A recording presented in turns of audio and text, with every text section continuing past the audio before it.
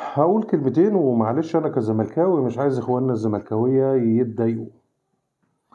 طبعا احنا شفنا ماتش الاهلي والزمالك امبارح. انا هتكلم في عجاله عن بعض الحاجات. هتكلم الاول عن فيريرا. طبعا احنا كنا شايفين ان الماتش الشوط الاولاني كل المتفائلين كان اخرهم ان الماتش ده هيخلص تعادل، لان طبعا الشوط الاولاني كان منتهى العك. لما جينا الشوط الثاني طبعا دخلنا على مرحله افتكاسات فيريرا، فقام مطلع المسلوسي من الشمال ومنزل مكانه نيمار يلعب شمال، وقام منزل عمر جابر ومنزله نص الملعب.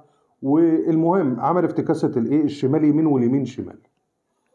حتى يوسف اسامه نبيه وشيكابالا لما نزلوا ولا حسينا بيهم ولا كأن في ماتش اصلا، منزلهم بعد الماتش ما اتقتل، يعني تقريبا نازلين والنتيجه 2-0 وخلاص الاهلي بدأ يركب الماتش.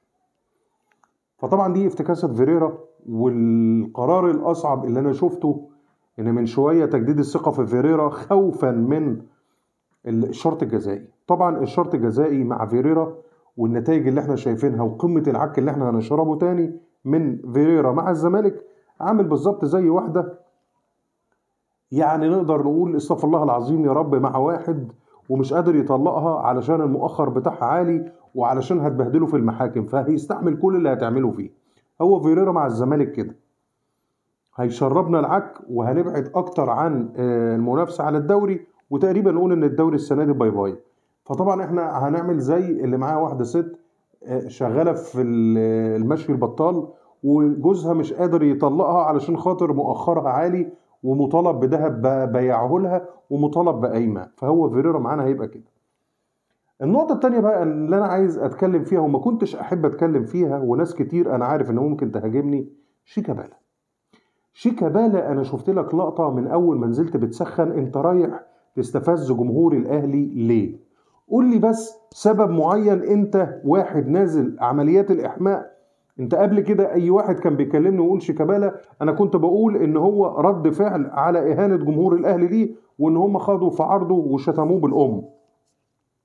انت النهارده من اول ما بدات الاحماء انت نازل بتجر شكل جمهور الاهلي.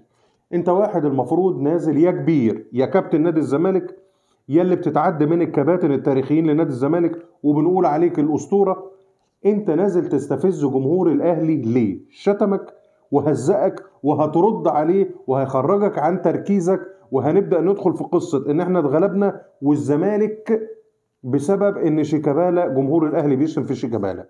يا عم شيكابالا عيب عليك. يا عم شيكابالا اكبر. يا عم شيكابالا ده انت كابتن نادي الزمالك. اللي انت بتعمله شغل عيال تافهه. معلش